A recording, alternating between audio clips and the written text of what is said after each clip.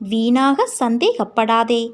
காகா மகாஜன் பாபாவின் மீது மிகவும் நம்பிக்கை உடையவர். அவரது முதலாளி டக்கர் அந்த அளவு பாபா மீது நம்பிக்கை இல்லாதவர். பாபாவை சோதிக்க நினைத்து டக்கர் ஷீரடிக்கு காகாவுடன் பயணப்பட்டார்.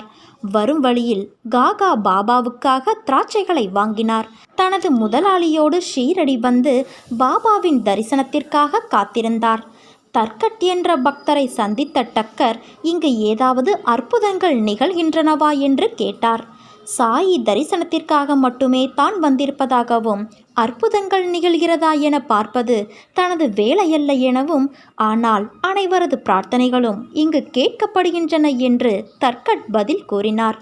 காகா கொண்டு வந்திருந்த திராட்சையில் ஒரு சிலவற்றை பாபா டக்கருக்கு கொடுத்தார். அவருக்கு திராட்சை பிடிக்காது. அதிலும் கழுவப்படாத திராட்சைகளை சாப்பிடுவது அருவருப்பாக இருந்தது.